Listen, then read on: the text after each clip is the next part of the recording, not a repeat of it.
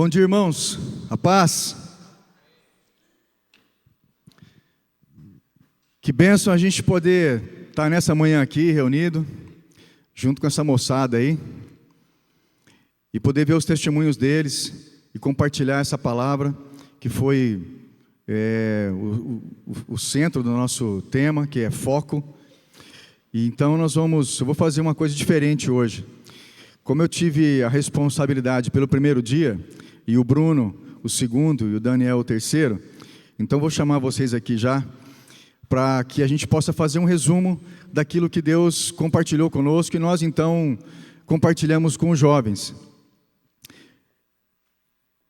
O nosso tema ele é baseado no livro de Filipenses, no capítulo 3,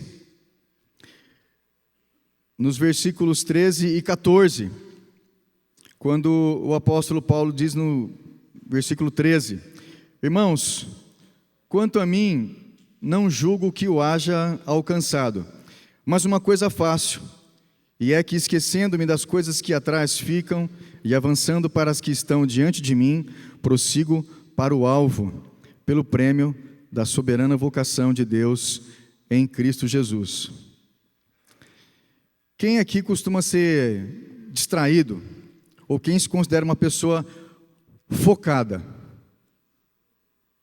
Uma pessoa que começa uma coisa e termina, não se distrai. Só para eu saber aqui. Assim também como foi lá com os jovens, é a minoria. É a minoria. É impressionante. E quem se distrai com mais facilidade? A maioria, né?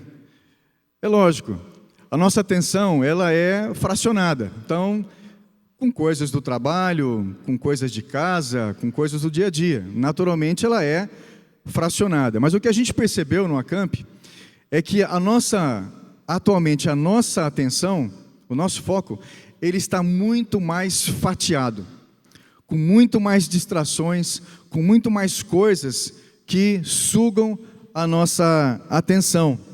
E aí nós estudamos um pouquinho o que para nós é foco e até encontramos uma definição que é uma capacidade de direcionar a sua atenção e energia para um objetivo específico, de modo a você ignorar as distrações.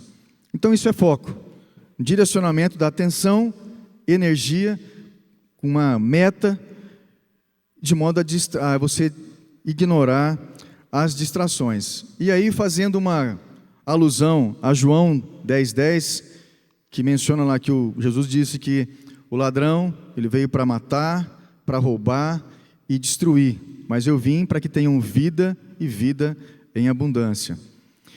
E aí nós focalizamos nos ladrões do foco, atualmente. E vimos, primeira delas, o bendito celular, né?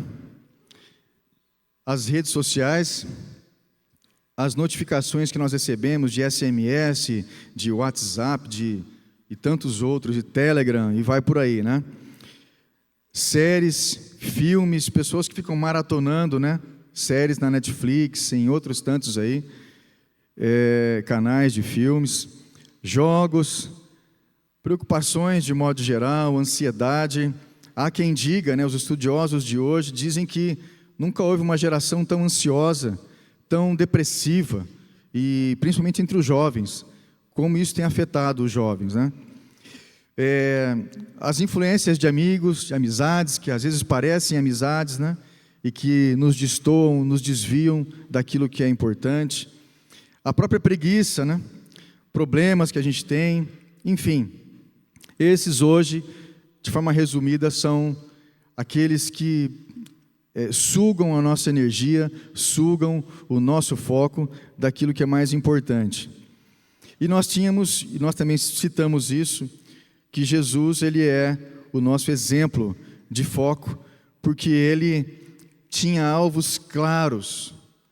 Em meio às multidões, em meio àquele alvoroço em que ele se portava, ele se retirava para orar, ele se retirava para que ele tivesse aquele tempo exclusivo de ouvir o Pai e poder voltar para aquilo que ele tinha se designado. Então, é um exemplo também de foco para nós. E aí você pode dizer, pô, tudo bem, né? É Jesus, né? Você está falando de Jesus, o melhor de todos, né? Mas há na Bíblia, e aí eu leio a passagem de Lucas, de 10, de 38 a 42, que trata do exemplo de Marta e de Maria. Nós vimos lá que Jesus foi até a casa de Marta. E isso, quando eu estava estudando, eu fiquei pensando, falei, meu Deus, elas receberam a pessoa de Jesus na casa delas, né? Eu fiquei imaginando essa cena de comunhão, né? E Maria se coloca aos pés de Jesus, todos aqui conhecem essa história, se coloca aos pés de Jesus, e Marta vai fazer as tarefas, e ainda reclama de Maria de estar aos pés de Jesus, né? E ela se tornou ansiosa, ocupada, para fazer as tarefas para Jesus, e os preparativos para Jesus. E ela ficou distraída com aquilo, né, com muito serviço. E houve um resultado dessa situação dela, desse comportamento de Marta. O resultado foi que houve ansiedade, murmuração e a perda de uma oportunidade absurda de estar aos pés de Jesus. É interessante quando a gente está agitado e muito preocupado com muitas coisas, como realmente a nossa tendência é nos tornarmos ansiosos, e aí tem muito a ver com a nossa geração, de muita ansiedade, muita preocupação, gera murmuração, porque a Marta, ela apontou para Maria, e até deu uma bronca em Jesus, né? Ô Jesus, você não está vendo a Maria aí, né? Fala para ela me ajudar.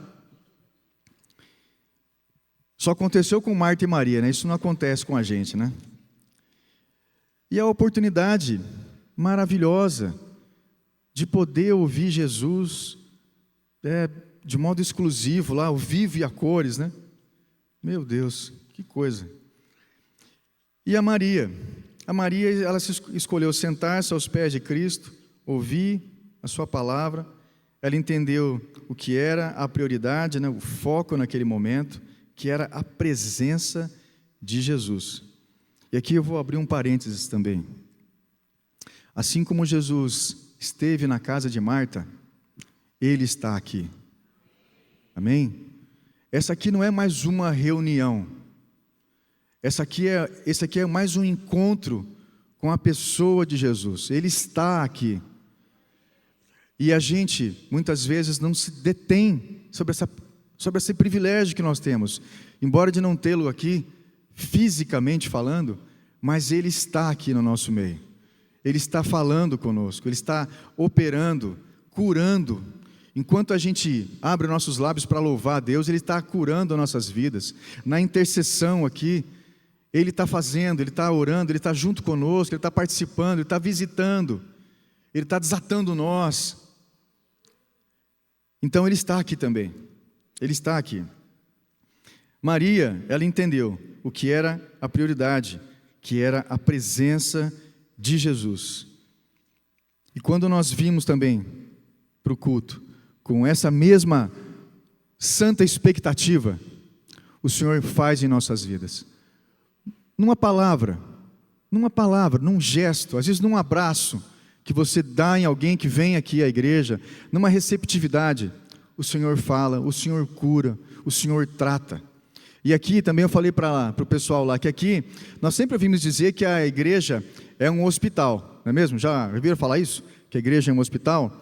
E é verdade, só que é um hospital de um exército, não é apenas um hospital, é um hospital de um exército, assim como tem no exército os médicos, as enfermeiras do exército, assim também existe na igreja.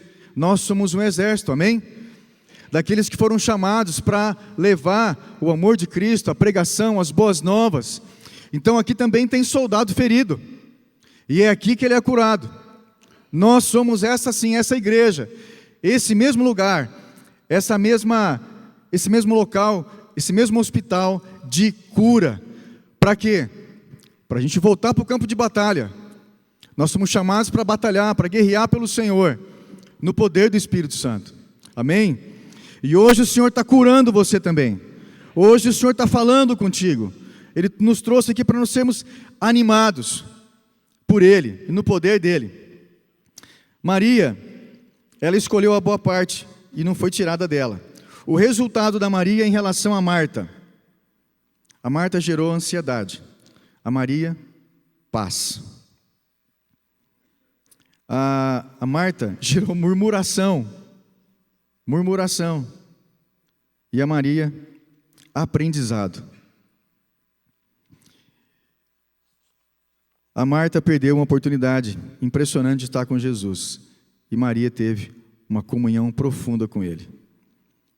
Isso para nós também é importante, muito importante. Jesus não criticou o serviço de Marta, não foi isso. O que Jesus apontou foi a distração dela, e a preocupação e a ansiedade com outras coisas que não eram prioridade. Ele falou: Marta, Marta, andas ansiosa e perturbada por muitas coisas, mas uma só é necessária. Uma só é necessária. E essa uma só coisa é o foco na pessoa de Jesus, na presença dEle, na palavra dEle, no ensino dEle. Isso é o foco. Isso é o que muda as nossas vidas. Isso é o que, como dizem, vira a nossa chave, vira a chave da percepção, da comunhão, da dimensão da obra de Cristo. Esse é o nosso foco. E aí nós caminhamos para o versículo-chave, que era de Filipenses 3, de 14 a 15, de prosseguir para o alvo. E eu também usei essa expressão de igreja como sendo um hospital, para que mesmo que você se sinta cansado, mesmo que você esteja ferido, mesmo que você esteja fraco, se sentindo fraco, mas se reconheça como um soldado de Cristo, e que é o Senhor que te fortalece. E assim como Paulo disse, esquecendo-me das coisas que para trás ficam, avanço para o alvo. Então, se você está cansado, a orientação é: continua. Se você está cansado, descanse, mas continua. Nós não somos daqueles que retrocedem, porque o Espírito Santo de Deus habita em nós. Aquilo que nos move é o poder do Espírito Santo de Deus. Não é apenas uma vontade nossa, exclusiva, ou um pensamento positivo, como dizem, né? Não. É o poder de Deus que opera em nós de modo eficaz. Amém? Então, para aqueles que se sentem cansados, distraídos, desanimados, a informação de Deus é essa, a ordem de Deus é essa e a direção é essa. Continua, prossegue para o alvo. Ah, mas eu não consegui vencer esse pecado ainda. Continua. Ah, mas eu não consegui evangelizar. Continua. Ah, mas eu não falei ainda para o meu parente. Continua. Vá em frente. Não desista. A orientação de Deus é essa. Continua. Avança na dependência e no poder daquele que pode todas as coisas. Amém? É nisso que nós nos baseamos. É nisso. Então, eu vou encerrar por aqui. Vou passar a palavra agora ao Bruno, para que ele também possa dar um resumo daquilo que Deus trouxe para ele e nos abençoar com essa palavra. Amém? Obrigado. Bom dia, irmãos. Paz do Senhor para todo mundo.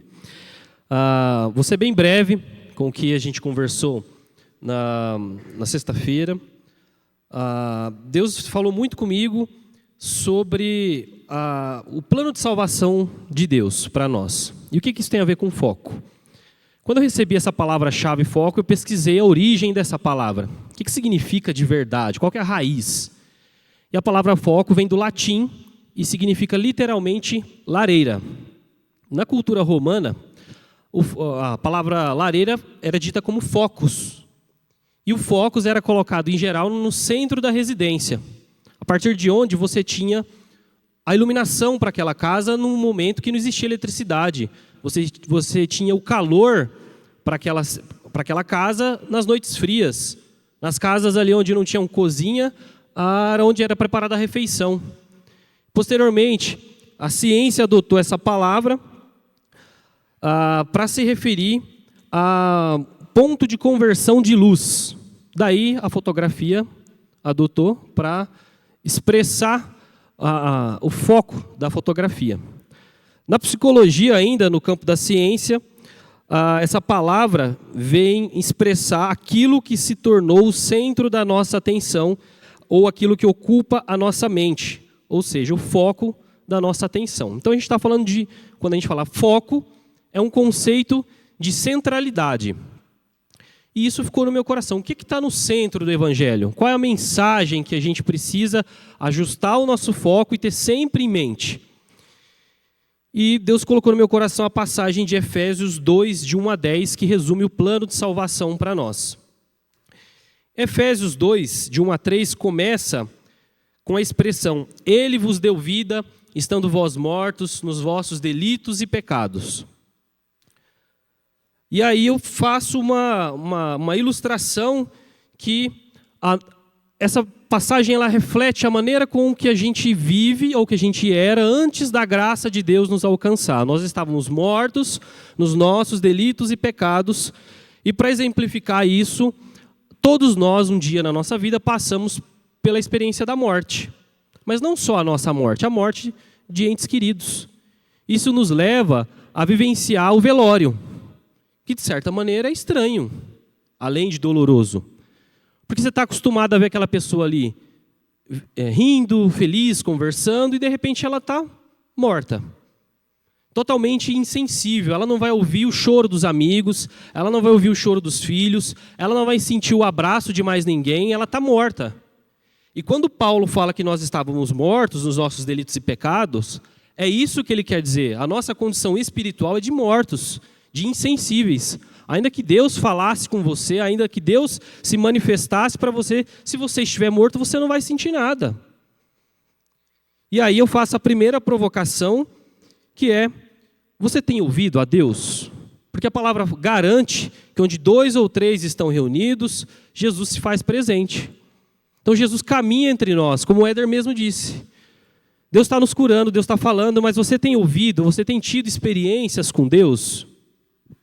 Seguindo adiante, nos versículos 3, a partir do versículo 2, Paulo fala que a nossa morte, a causa dela são os nossos delitos e pecados, e afirma que nós andávamos, primeiro ponto, segundo o curso deste mundo, depois, segundo o príncipe da potestade do ar, terceiro, segundo a inclinação da nossa carne, que são os nossos 3 adversários, que buscam distrair o nosso foco. Primeiro, segundo o curso deste mundo, o mundo vai criar 1000 ferramentas, 1000 justificativas para te afastar de Deus, para levar você para uma condição de morto espiritual. Seja com a tecnologia, seja com os nossos problemas pessoais. Segundo, o príncipe da potestade do ar, Satanás. Satanás está como um leão ao nosso redor, só esperando você vacilar. E terceiro, segundo a inclinação da nossa carne, Deus nos fez segundo a sua imagem e semelhança. Ele nos fez com os nossos desejos, com os nossos instintos, com as nossas preferências. Mas no momento que o ser humano, a raça humana peca, na busca de querer ser como Deus, e o pecado entra no ser humano, isso é totalmente deturpado. Então você também pode ser uma das razões de distanciamento de Deus. E aí eu listo mais alguns versículos que reforçam essa nossa condição de mortos espiritualmente sem Deus. Então a gente tem lá Romanos 10, 3 de 10 a 12, Romanos 5 de 6 a 10, entre outros. Mas o plano de salvação não para por aí, não para na nossa morte. E o versículo 4 começa: mais Deus. E essa expressão mais Deus, muitas vezes ela resume o Evangelho. Deus tira o seu povo do Egito, o povo vai lá e faz um bezerro de ouro, mas Deus vem e intervém. E o povo continua e adora ídolos e adora Baal, mas Deus vem. E o povo deturpa totalmente a questão do perdão pelo sacrifício, mas Deus vem e intervém. Sempre Deus vem. E então, através dessa expressão, mais Deus, a gente pode entender de forma clara a intervenção maravilhosa de Deus por nós. E 2 motivos por que Deus intervém por nós. Primeiro, porque Ele é rico em misericórdia, seguindo o versículo 4. Segundo, por causa do grande amor com que nos amou. Não é obra nossa, é por misericórdia e graça e amor de Deus. Não há nada que possamos fazer que nos faça merecedores desse amor, é a ação graciosa de Deus.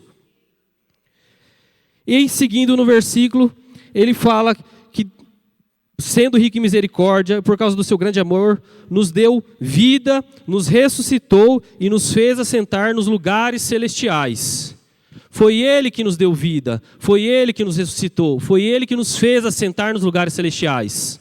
É a ação dEle, graciosa de Deus. E aqui nessa parte, Ele reverte toda aquela nossa condição inicial. Se Ele nos deu vida, é porque nós estávamos mortos. Você não dá vida para quem está vivo.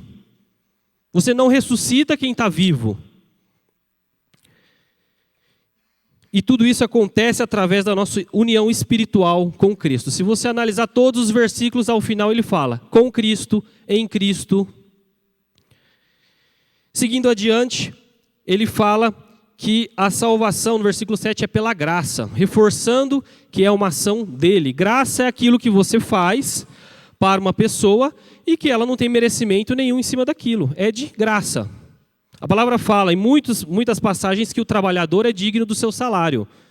Se fosse por obras, nós seríamos merecedores da salvação. Seria o nosso pagamento. Mas aqui a palavra deixa claro que é por graça. E inclusive a fé que você tem de acreditar em Deus, nessa obra milagrosa, é dom de Deus. É presente dele para você. Versículo 9 afirma que não é de obras para que ninguém se glorie. Mas por que Deus fez tudo isso? Versículo 10 conduz, encerrando. Primeiro, pois somos feitura dele. A palavra feitura no original é a mesma expressão utilizada para poema, obra-prima, obra de arte. Nós somos a criação de Deus, feito segundo a sua imagem e semelhança. E isso aqui dá a conotação de propriedade exclusiva. Deus nos fez para Ele, para a sua glória. E no fim, tudo tem que ser revertido para a glória de Deus. Por isso que a salvação não é por obras, para que você não tenha glória. E aí você pode se perguntar, pô Bruno, Deus fez tudo isso, nós éramos mortos, nós estávamos mortos, Deus nos resgatou, nos tirou do império das trevas e nos trouxe para o reino do Filho do seu amor. E o que me resta? Nos resta o arrependimento, que é o terceiro e último ponto da mensagem que eu trouxe para os jovens. E eu abri lá em Lucas 13, de 1 a 5, que fala de Jesus estava em Jerusalém, algumas pessoas se aproximam de Jesus e questionam Jesus sobre 2 tragédias que haviam acontecido. A primeira, de alguns mártires que Pilatos havia morto e misturado o sangue deles com sacrifício, havia profanado ali. E o segundo, onde 18 pessoas foram mortas num desabamento que houve em Jerusalém. E as pessoas questionam Jesus, mas por que essas pessoas? Era pelo pecado delas? E Jesus traz, nos 2 casos, que não. Que essas pessoas sofreram esse mal, mas nós devemos nos arrepender, porque senão nós pereceremos da mesma maneira. Na cultura judaica antiga, havia uma crença de que, dependendo do seu pecado, era a sua punição. E Jesus deixa claro aqui que, independente do que acontecer com a pessoa, nós precisamos nos arrepender dos nossos pecados. acabando com essa ideia de pecadinho e pecadão, ou de mais pecador e menos pecador. O pecado é aquilo que nos afasta de Deus, que entristece o coração de Deus. E a Bíblia, praticamente do início ao fim, nos mostra que o arrependimento é necessário. E aqui é o ponto de Jesus. E aqui eu faço mais uma provocação, que atualmente nas nossas igrejas, nos nossos grupos, onde quer que a gente vá, muitas vezes o evangelho que é pregado, que é anunciado, não é o evangelho do reino, o evangelho de arrependimento. É um evangelho de autoajuda e um evangelho de prosperidade, onde o centro é o homem e as suas necessidades. Quando a gente vê que o evangelho é o reflexo da ação graciosa de Deus. O importante é o homem ser feliz, o importante é o homem ser próspero, quando a palavra não nos garante isso em momento nenhum. A palavra nos fala que nós seremos abençoados, mas não é o ponto central do evangelho. E aí eu cito exemplos, né? A exemplo do colégio apostólico, apenas um dos apóstolos morreu de causas naturais. Todos os outros tiveram mortes de forma trágica. Pedro foi crucificado de cabeça para baixo, André crucificado em X, Tiago Maior decapitado por espada, Filipe crucificado, Bartolomeu esfolado vivo, Mateus apedrejado ou esfaqueado, não se tem certeza, Tomé foi traspassado por lanças, Tiago Menor foi jogado do pináculo e espancado até a morte, Judas Tadeu foi morto por flechas, Simão Zelote foi cerrado ao meio, Paulo foi decapitado em Roma, Matias foi apedrejado e depois decapitado. E aí eu provoco. Se isso aconteceu com os apóstolos que andaram com Jesus, quem somos nós? Há em nós a audácia de exigir alguma coisa de Deus ainda? Cabe a nós o arrependimento e o abandono das nossas práticas que afastam Deus de nós. Em Marcos 1,15, quando Jesus assume o ministério, Jesus começa com a mensagem: arrependei-vos e crede no Evangelho. Quando Jesus orienta os apóstolos a pregarem o Evangelho, ele orienta: preguem o arrependimento para a remissão dos pecados. Então, um dos pontos centrais da mensagem de Cristo é essa, de arrependimento. Temos também na palavra diversas passagens que mostram que João Batista pregava o arrependimento e alguns fariseus se aproximaram para serem batizados, e João Batista falou: não, primeiro vocês produzam frutos de arrependimento. E o arrependimento aqui, para a gente fechar, não é um sentimento. O arrependimento não é um remorso que você sente quando você faz algo errado ou quando você ofende o seu irmão. O arrependimento é uma atitude. A palavra grega para arrependimento é metanoia, mudança de mentalidade. Meta, mudança, noia, mentalidade. Ou você muda a sua mentalidade ou não há arrependimento. E sem arrependimento não há conversão. Quando a gente se arrepende, primeiro vem essa mudança de mentalidade, essa atitude. Vem um nojo de si mesmo, uma tristeza profunda. A exemplo do Salmo 51, que Davi escreveu quando ele foi confrontado pelo profeta Natã, do pecado que ele havia cometido de adultério e assassinato. O arrependimento, ele deve ser segundo Deus, ele não deve ser segundo a nossa carne, segundo o nosso esforço. O arrependimento, ele deve produzir vida e não produzir morte. Porque quando a gente toma consciência da nossa condição, o que nos invade é um desespero. Mas o arrependimento, ele deve produzir vida, deve produzir uma ação prática, inclusive de se retratar muitas vezes do seu pecado, mesmo que te custe algo. Então, para concluir, a gente falou sobre 3 pontos principais aqui, que é a nossa condição. Sem Deus estávamos mortos dos nossos delitos e pecados. Foi por misericórdia e graça, e ao reconhecermos isso, devemos nos arrepender. Amém, meus irmãos? Vou passar para o Daniel aqui. Bom dia, irmãos. Bom, Eu quero agradecer primeiramente a Deus pela oportunidade, e também o Éder e a Roberta, né, que me chamaram, e foi muito legal, gratificante poder participar juntamente com os jovens aí, e então de parabéns pela animação. Gente, ontem a gente dançou pra caramba, e eu lembrei dos velhos tempos aí da missão, quando a gente era jovem, foi muito bom, né? A mente continua de jovem, né, mas a idade vai mudando, enfim. Bom, rapidamente aqui, como o tempo está curto, eu vou dar um resumo do que foi dito ontem. Eu fui mais para essa parte do esporte. A gente focou aí nos atletas. Então, eu dei alguns exemplos de brasileiros que são focados. Comecei falando do Vanderlei Cordeiro de Lima. Quem conhece o Vanderlei aqui? Que ficou famoso ali em 2004 em Atenas, quando veio aquele cara sem noção, agarrou ele e levou ele ali para o canto. E é legal que o que me chama a atenção, que o Vanderlei, ele se desvencilha daquela pessoa com a ajuda de algumas outras pessoas ali, e ele continua correndo, ele continua olhando ali para o alvo, que é o fim da corrida. Ele ganhou um bronze, não é o que ele queria, mas esse bronze dele repercutiu mais do que se ele tivesse ganhado um ouro, né? Então ele continuou focado, mesmo com as adversidades. Falei ali também de um atleta de basquete, óbvio, né? E também depois falei do Ronaldo Fenômeno, que teve várias cirurgias aí no joelho.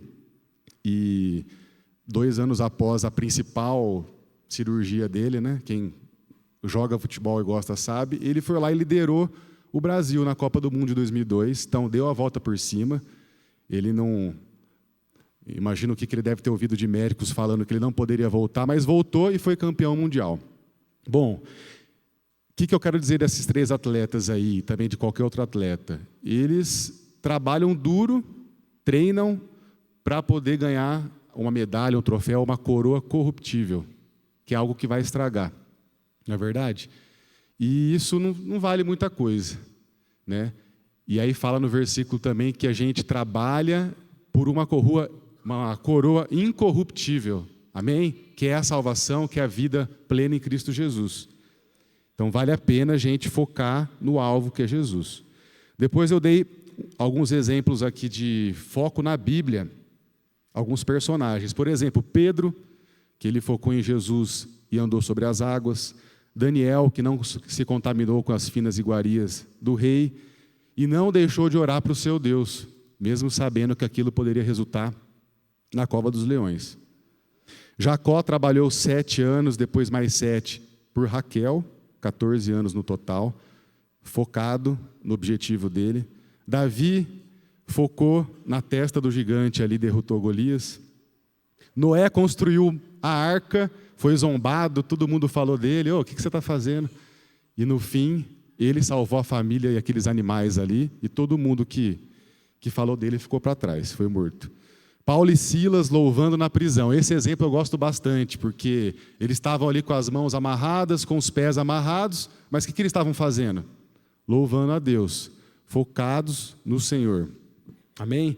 E a Ana, que orou incansavelmente por muito tempo, por Samuel, pelo filho tão esperado, também sofreu retaliações, provocações, e ela não desistiu. E o Samuel veio e... foi um milagre, né? Então, esses irmãos que a gente falou aqui, são gente como a gente, não é verdade? Hoje, na atualidade, nós somos a Ana, o Daniel, o Pedro, o Jacó, e a gente focando no lugar certo, que é Cristo, a gente também vai contar muitos testemunhos, amém? Depois eu falei aqui alguns versículos, mas para resumir, eu quero falar aqui no finalzinho, que são três pontos. No que devemos focar, então? Qual deve ser, na minha opinião, o foco do cristão? Aí o primeiro versículo que me veio à mente é o Mateus 6,33. Buscai, pois, em primeiro lugar, o reino de Deus e a sua justiça, e todas estas coisas vos serão acrescentadas. Amém? O foco é buscar o reino de Deus e a justiça dele. Por quê? Porque depois o resto vem. O resto é complementado, isso a gente já sabe, né? Mas vale a pena a gente recapitular. Nosso foco é o reino de Deus. O segundo, sede, pois, imitadores de Deus, como filhos amados, e andai em amor. Então a gente tem que buscar o reino e a justiça e imitar a Deus, né? Isso quer dizer cristão, né? Pequenos cristos. A gente tem que imitar Deus. O que Deus faria nessa situação? É o que eu tenho que fazer também no meu dia a dia, não é verdade? E andar em amor. O amor também é uma das bases do Evangelho. E o terceiro, que é um versículo aí que eu gosto demais, está escrito assim: nem olhos viram, nem ouvidos ouviram, nem jamais penetrou no coração humano aquilo que Deus tem preparado para aqueles que o amam. Aí eu falei ontem sobre a gente focar nessa palavra, preparado. O que Deus tem preparado para a gente? Com certeza um futuro maravilhoso, a eternidade, e a gente tem que trazer à nossa memória aquilo que nos traz esperança. Foco no quê? Nas adversidades? Não. Naquilo que está à nossa frente, que é Cristo, que é a salvação, a vida eterna, que é o que nos traz a esperança. Amém? Que a gente foque nisso daí. Deus abençoe. Obrigado, Daniel. Obrigado, valeu. Irmãos, a gente quer agradecer mais uma vez. Obrigado pelo Daniel, também pelo Bruno, por todas as pessoas envolvidas nesse evento do acampamento, aos irmãos que doaram inscrições, que participaram na limpeza, na cozinha, e dando sugestões, orientando a gente com todo carinho, que nem a Maísa participou lá ativamente. Obrigado, Maísa, Deus te retribua, Diego, a sua família, obrigado por todos, viu? Então, vou passar aqui ao seu Abílio, para que ele possa nos abençoar. Amém, seu Abílio? tvcmc.com.br é o nosso canal para compartilhar o Evangelho do Reino de Deus e o senhorio de Jesus Cristo.